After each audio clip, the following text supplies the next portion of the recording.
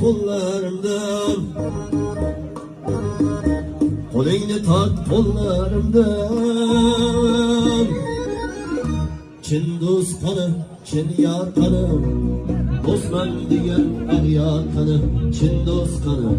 Bu ham yomg'ir qoram loyam bu Xudo tomonidan berilayotgan baraka. Endi ilojimiz yo'q.